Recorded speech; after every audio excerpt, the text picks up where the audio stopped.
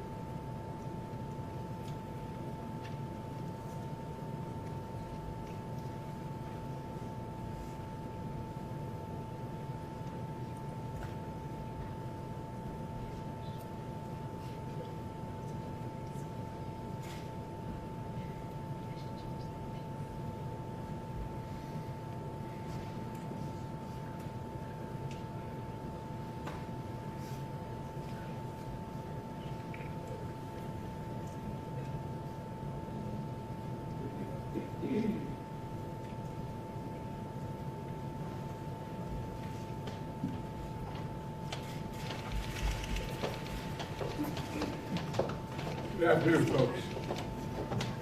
I'm not introducing me, Mark is. Forgot Mark. I went straight to the podium. I apologize. No problem. Good afternoon. I'm Mark Anthony Thomas, and I have the privilege of leading the Greater Baltimore Committee, the economic and civic organization for the Baltimore region.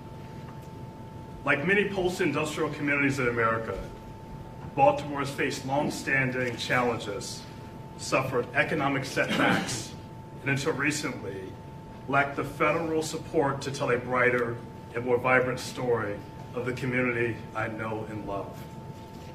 The truth is, cities like Baltimore are brimming with possibility. They are filled with diverse, entrepreneurial minds. They are epicenters of rich histories, and they are ripe for the sort of catalytic investment that can spark local economies. They just need the right support to leverage those possibilities. Today, thanks to the Biden-Harris administration, I can return to my community and proudly say, we are a tech hub. We brought together 38 consortium partners, academic institutions, local startups, major corporations, and our regional economic organizations and electeds to position our region as a global hub for predictive technologies that improve health and well-being. Over the next decade, we envision the economic impact could be staggering. More than $4.2 billion and 52,000 jobs could be created through this innovation. We found ourselves a real partner in this endeavor. Thanks to President Biden's leadership and the support of our state and local partners, Baltimore is poised to become one of the world's top biotech and artificial intelligence hubs. And so many communities just like ours are now set to become true economic powerhouses. It is now my honor and my privilege to introduce a true champion for innovation, President Joe Biden.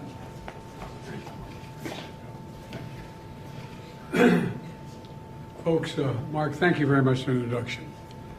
Look, a little over a year ago, I signed the Bipartisan Chips and Science Act. That act did two things. Excuse me, I have a little bit of a cold. First, it's a historic investment in bringing the semiconductor industry back to America. We invented the semiconductors. The little computer chips are about the size of the tip of your little finger. They affect nearly everything in our lives, from cell phones to automobiles, refrigerators, to the most sophisticated weapon systems we have. America invented these chips, but over time we went from producing nearly 40% of the world's chips down to producing just over 10%.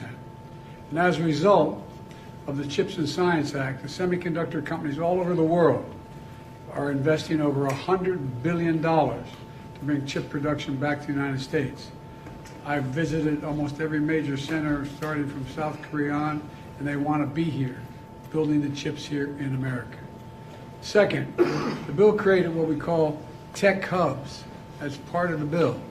A tech hub is we're going to invest in critical technologies like biotechnology, critical materials, quantum computing, advanced manufacturing, so the U.S. will lead the world again in innovation across the board. These hubs all around the country will bring together private industry, higher education, state and local governments, tribes, and organized labor. Today, we're announcing that 31 tech hubs spread across the entire company will be able to compete for up to $75 million each to accelerate and scale up their work. And I want to thank Majority Leader Chuck Schumer and Senator Todd Young and Representative Representative Joe Morelli and Susan Wild for their work to make this happen.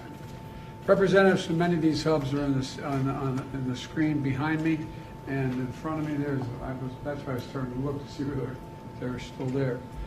The work they're doing is transformational.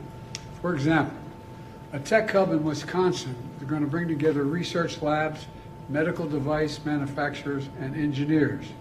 They're going to build technology that supports personalized medicine, like tests, treatments, and therapies specifically tailored to a patient's genetic code and medical records. And I believe it's going to save a lot of lives in the long run. Ohio, the largest concentration of rubber and plastic manufacturing in North America. In the Ohio hub, businesses and universities are going to come together to develop sustainable plastic and rubber technology that can be produced with fewer emissions and is able to be recycled and is biodegradable and is non-toxic, which is going to significantly impact on the environment. These hubs are also making sure workers get the skills they need to do these jobs. For example, the leadership of Majority Leader Schumer, a hub in upstate New York is going to support a workforce training program for New York's semiconductor industry, which, by the way, has seen tens of billions of dollars in new investment because of the Chips and Science Act.